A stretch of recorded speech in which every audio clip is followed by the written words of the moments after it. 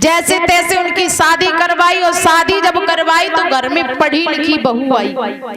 महाराज जब पढ़ी लिखी बहू घर में आई तो एक दिन वह बहू जो थी आंगन में बैठ करके अपना श्रृंगार बना रही थी और पति तो चले गए हल चलाने के लिए, लेकिन देवर ने देखा कि भाभी पता नहीं क्या लगा लेती है, जब चेहरे पे लगा लेती तो बड़ी सुंदर दिखने लगती।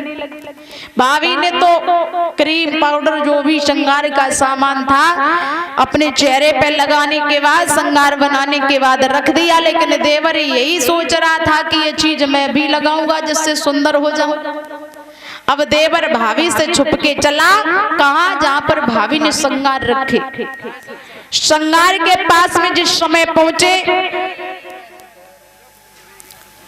श्रृंगार के जहां श्रृंगार का सामान रखा था वहां पहुंचे और पहुंच करके महाराज उनने वहां में से क्रीम निकाली और क्रीम निकाल के हाथ पे रखी। सोचने लगे जाए लगाएंगे तो कम असर करेगा, अगर जाए खाए ले तो बहुत जल्दी असर करेगा। उनने पूरी क्रीम लाई और पूरी क्रीम खाई ले और जब खाई तो भाभी ने देखा, भाभी कहने लगी ये क्या कर रहा है? बोले तुम चेहरे पे लगा रही हमें से खा रहे हैं, तुम्हें कम असर करेगा हमें जल्दी असर करेगा।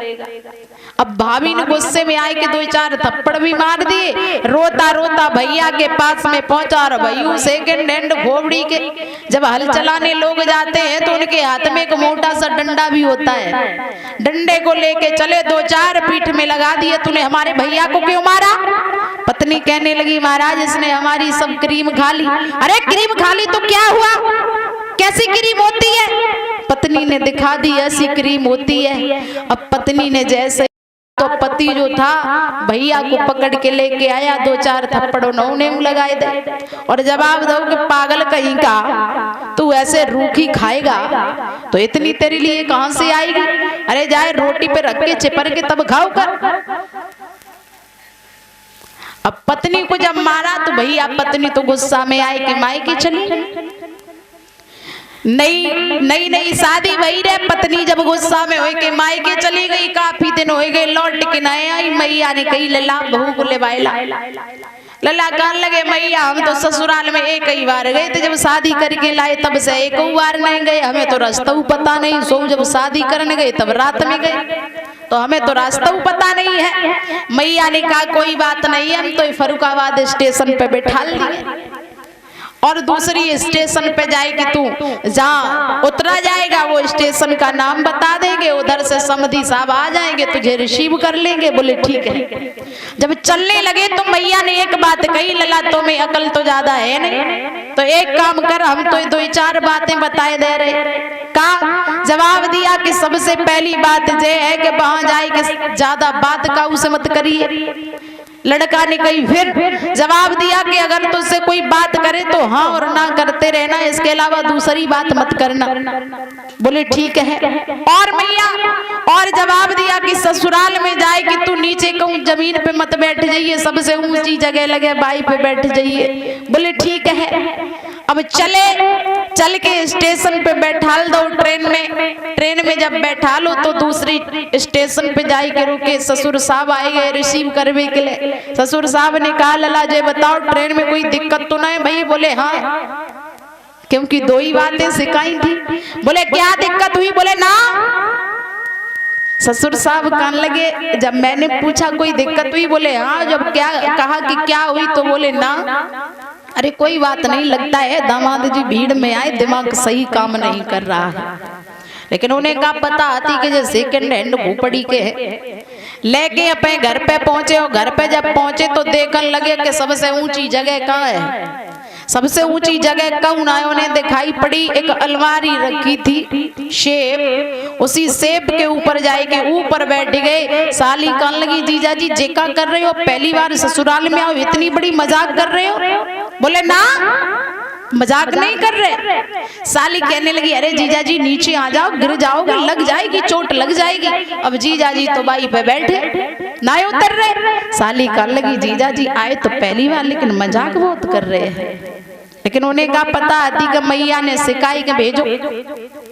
कोई बात नहीं, शाम हो गई, भोजन बना और जब भोजन बना तो महाराज पहली बार जब कोई ससुराल में जाते है ना तो छोटी छोटी पूड़ी होती। परिचय जी तुम गए थे ससुराल पहली बार? कितनी छोटी पूड़ी बनी, सही बताइयो। बिल्कुल छोटी छोटी है। हाँ, पहले के लोग कहते थे कि ऐसी रोटी कत्ता है कि चिरैया के गले में बांधे उठाए ले चली जाए। छोटी छोटी पूड़ी होती जब पहली बार कोई ससुराल में जाए। अब पूड़ी छोटी छोटी, थाली लग के आई और थाली जब सामने रखी है तो जैसे ही देखी उनने कही जे पूड़ी छोटी छोटी अगर खाए तो 2-4 महीना खाए भी में लग जाए, कछु ज्यादा खाते हुए थे।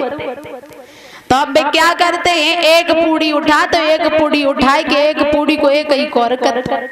पत्नी ने जैसे ही रसोई ते देखो सोचने लगी अरे ये तो बिल्कुल ही सेकंड ही एंड है। अरे महाराज, जैसे ही उनने उनकी तरफ देखो तो पत्नी ने इशारा किया कि एक एक से दूध कौर कर ले करो। लेकिन वे कहाँ समझने वाले, सोचने लगे पत्नी जी जा कह रही है कि अगर एक एक से काम न चंत हो तो दूध खाए लगो।